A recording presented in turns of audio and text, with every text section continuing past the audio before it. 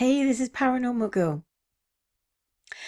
In November of 1989, a 30-year-old scientist by the name of Bob Lazar was interviewed exclusively by the respected investigative reporter George Knapp for the Las Vegas-based KLAS TV station.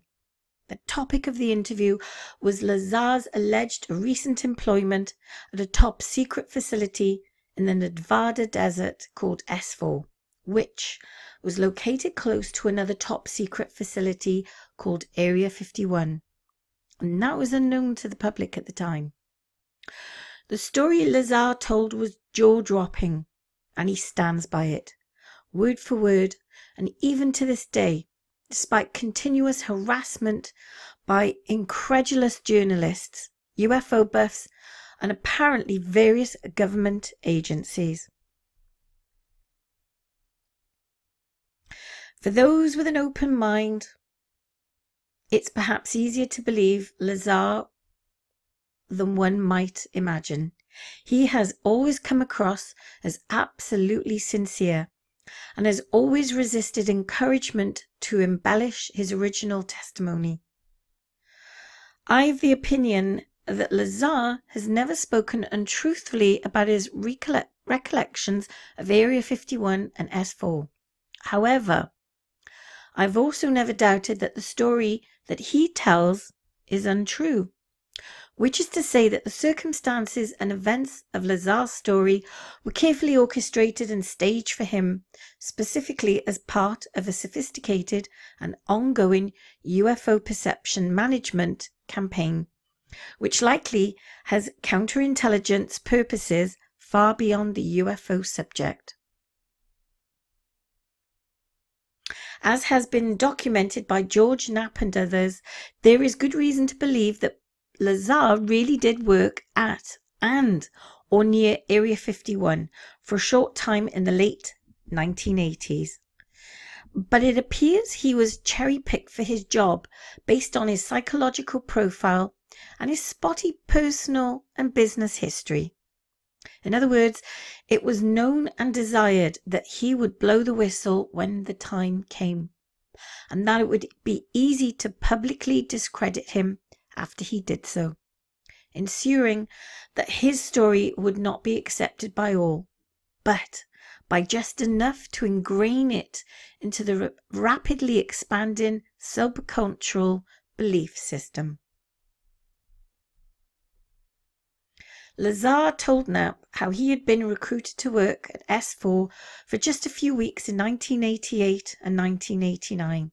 Everything was cloaked in secrecy, and the atmosphere at the base was oppressive. Information was shared there strictly on a need-to-know basis, and his every move was closely monitored by armed security personnel. He claimed that he was tasked with helping his employers at S4 to understand the propulsion system of a highly advanced airspace vehicle, which was being stored in one of 9 camouflaged hangars at the facility. When Lazar first set eyes on the craft, which was classic saucer-shaped and which he later dubbed the sport model, he assumed it was man-made. He had not been a believer in flying saucers. As the days and weeks went by, however, Lazar came to the conclusion that the craft must have been extraterrestrial in origin. Its technology was far too advanced to have been of human design, and furthermore, its seats were far too small to accommodate human adults. They were child-sized, he said. While at S4 on another occasion, Lazar was taken into an office and shown weighty briefing documents, which he was told to study. They described how aliens from Zeta Reticuli and the classic big-eyed greys had been interacting with humanity for at least 10,000 years. Literally everything Lazar read in the documents regarding human history, alien biology, and political events supported the disinformation narrative that he had been actively sown into the UFO community since the early 1980s by US intelligence operatives in the form of the fraudulent MJ-12 documents and by the highly questionable testimony of Mirage men with names like Falcon and Condor.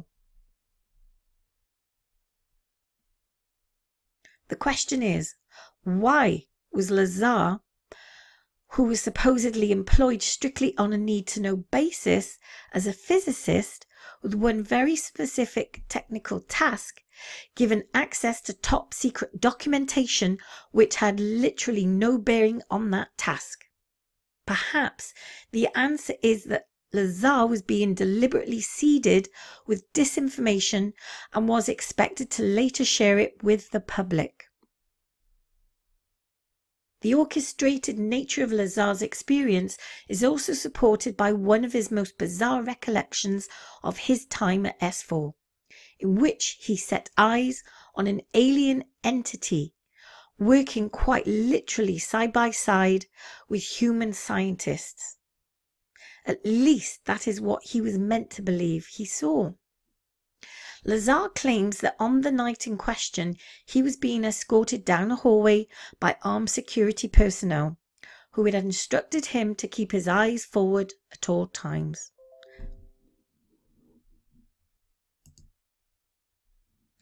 With this instruction in mind as they passed the doorway, naturally Lazar glanced to one side. His peripheral vision detected what he thought in that moment was one of the great aliens he had read about in the briefing documents. The small figure stood between two men in lab coats. The three of them were looking at a computer console, and the alien had its back to the door. Lazar's glimpse was so fleeting that no fine detail was distinguishable. He was then pushed further along the corridor by one of the guards, who instructed him once again to keep his eyes forward. Lazar himself had always been open to the possibility that this incident was staged specifically for him using a doll or a dummy, and has speculated that someone may have been playing mind games with him.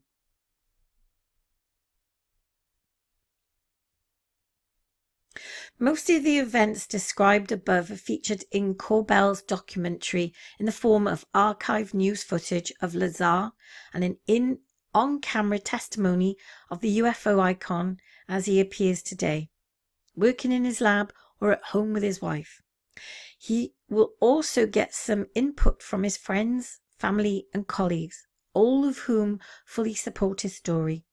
As the reporter who introduced Area 51 to the world, George Knapp features prominently in Corbell's film, again both in the form of archive footage and speaking from his home in the present day, or as a disembodied voice on Corbell's speakerphone. Hollywood legend Mickey Rourke is billed as narrating the documentary, but his contributions amount to little more than sporadic, largely unintelligible mumblings about the nature of truth and the universe, which threaten seriously to derail Corbell's narrative whenever it finds time to settle into a groove, which isn't very often. From the get-go and throughout, Corbell's film is mired by an intrusive and overproduced electronic soundbed of pulsating intensity. It's almost relentless, and it serves only to distract from the story itself, which is more than sufficiently compelling to be presented without whistles and bells. For those already well read on the Lazar case, Bob Lazar will offer few surprises, but it is fascinating nonetheless to spend time with the man 30 years on from when he rocked the world.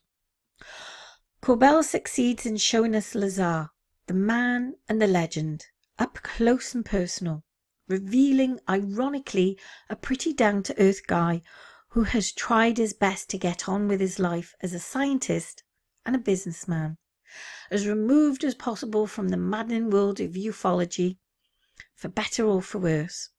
He has chosen to be largely silent spectator to the formation of his own myth. The film does present some circumstantial corroborative evidence for Lazar's claim. One scene sees Corbell presenting Lazar with photographs he has acquired at the high-tech hand scanners used at Area 51. Lazar has always maintained that these devices were used during his time at S4, but when he described them in the late 80s, they sounded like science fiction. Apparently not. The look on Lazar's face as he examines the photos is one of obvious familiarity for what he's seeing, and his sense of vindication is palpable. One of the most interesting and dramatic scenes see Lazar and his colleagues describing a disturbing raid on his home during the production of Corbell's film on a parade of government agencies in search of something. On the face of it, these events add some support to the notion that Lazar is of considerable interest to the US national security apparatus and all that it implies. Yet, frustratingly, Corbell makes little of this in his documentary. By the time the credits roll, this crucial scene is almost forgotten. Bob Lazar, Area 51 and flying saucers makes for an entertaining and thought-provoking viewing. But what's missing is the real sense of the political and the UFO logical climate in which Lazar's story originally came to light. We get the what, but we don't get the why. Given the recent revelations of the Pentagon concerning UFOs, which are tied in with the efforts of self-styled disclosure hero Tom DeLonge, understanding the motivations behind UFO disinformation efforts is today more important than ever. But Corbell's Lazar story is presented in a cultural and political vacuum, dampening its potential relevance and impact. So what's your ideas on Bob Lazar? Do you think he actually worked on UFO craft? Or do you think it's all an elaborate hoax? Me personally, I believe he was actually there. I mean, we all know Area 51 exists, don't we? So, do you believe that he actually saw aliens? Leave your comment in the section below. I'd be interested in your thoughts on this case. Thank you for listening.